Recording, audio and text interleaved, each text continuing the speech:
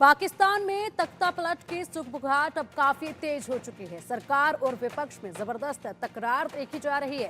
PTI समर्थकों ने सरकार को अल्टीमेटम दिया है। 21 सितंबर तक शहबाज मुनीर को अल्टीमेटम दिया गया है। इमरान की रिहाई को लेकर पीटीआई का विरोध लगातार जारी है। पीओके में भी सरकार सेना के खिलाफ विरोध कर रही है। बलूचिस्तान में आज़ादी के लिए प्रदर्शन जारी है। तो देखिए, बलूचिस्तान में आज़ादी के लिए प्रदर्शन जारी है, तो वहीं इमरान खान की रिहाई को लेकर भी प्रोटेस्ट देखा जा रहा है। सरकार के बीच जो तकरार है वो लगातार बढ़ती जा रही है और अब जो तख्तापलट की जो सुगबुगाहट है वो भी काफ़ी तेज होती जा रही है। बलूचिस्तान में आज़ादी के लिए प्रदर्शन जारी है। सरकार और विपक्ष के बीच ठनी हुई है। पीटीआई समर्थकों ने सरकार को अल्टीमेटम दिया है। 21 सितंबर तक का ये अल्टीमेटम दिया गया है।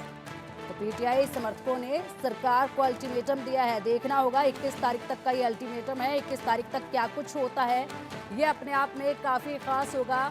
और अब इन 4 तस्वीरों में देखिए कैसे पाकिस्तान में अस्थिरता का माहौल है और किन वजहों से पाकिस्तान में गृह युद्ध जैसे हालात हैं।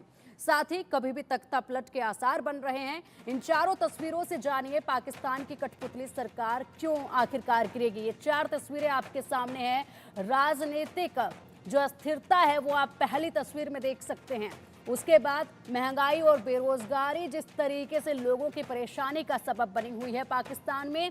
हालांकि पहले से ही बेरोजगारी और भुखमरी जो है वो पाकिस्तान में अक्सर ही देखी गई है, हमेशा से ही, लेकिन अब ये काफ़ी बढ़ती जा रही है जिसकी वजह से जनता वैसे ही परेशान है।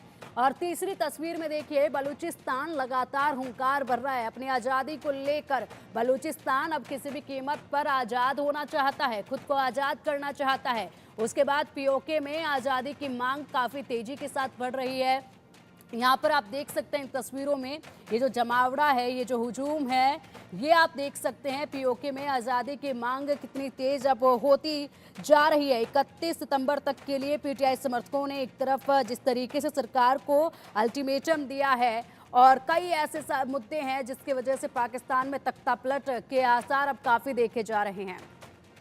पाकिस्तान में होगा तख्तापलट।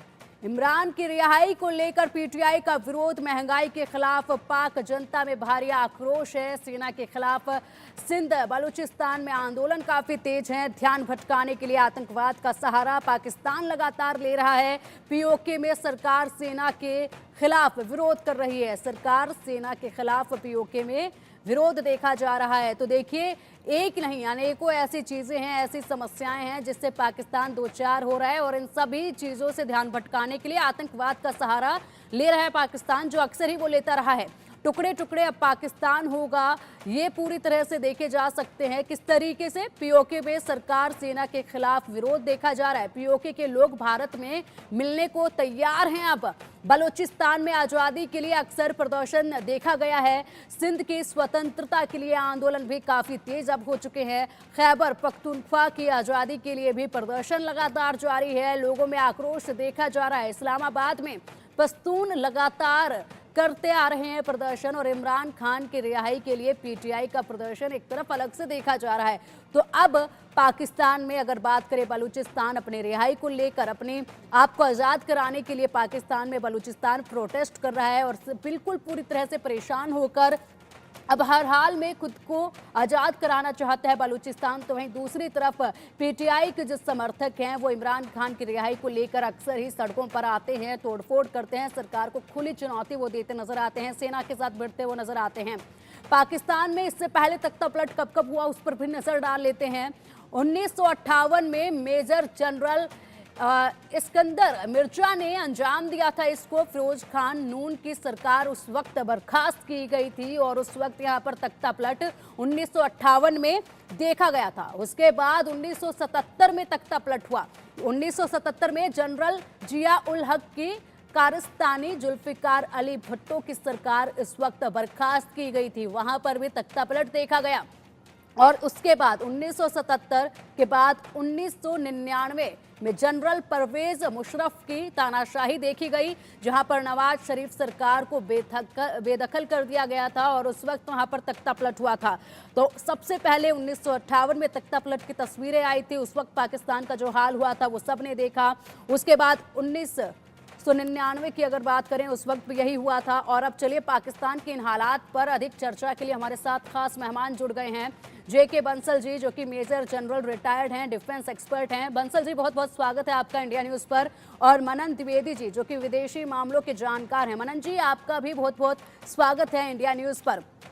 पाकिस्तान के हालात काफी गंभीर हैं, तख्तापलट कभी भी हो सकता है, वो दिन अब दूर नजर नहीं आ रहे हैं। बंसल जी, सबसे पहले आपसे जानना चाहेंगे, एक नहीं अनेकों ऐसे मुद्दे हैं जो पूरी तरह से चरमराए हुए हैं पाकिस्तान में। बेरोजगारी की बात करें, भुखमरी की बात करें, या फिर पीटीआई समर्थकों का जिस तरीके से इमरान खान के रिहाई को लेकर प्रोटेस्ट देखा गया उसकी बात करें, या फिर जिस तरीके से बलूचिस्तान खुद को आजाद कराने के लिए प्रोटेस्ट कर रहा है। एक के बाद एक कई तस्वीरें ऐसे अब निकलकर सामने आ रही हैं, कभी भी तख्तापलट हो सकता है।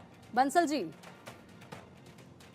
देखिए, तख्ता पलट तो क्या होगा, वो इसलिए नहीं कि आर्मी खुद ही अभी कंट्रोल कर रही है।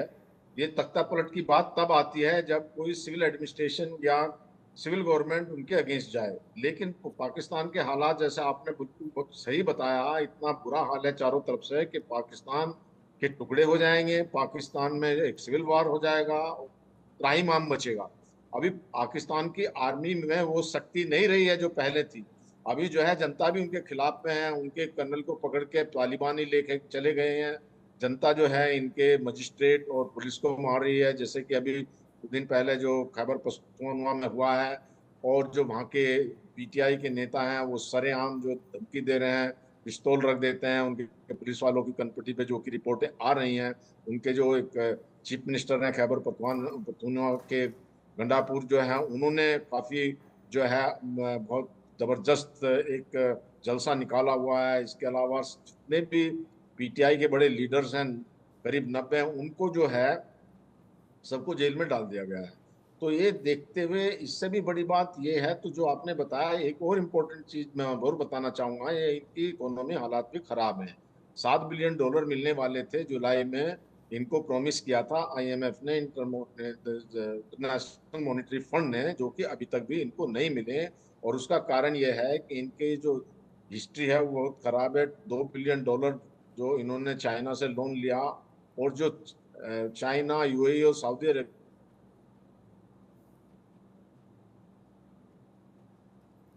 ठीक है। बंसल जी, आएंगे आपके पास। हमारे साथ हमारे खास मेहमान मनन द्विवेदी जी भी हैं। मनन जी, देखिए, जिस तरीके से लगातार एक के बाद एक प्रोटेस्ट कई वक्त से हम देखते आ रहे हैं पाकिस्तान में, इसके अलावा अगर बात की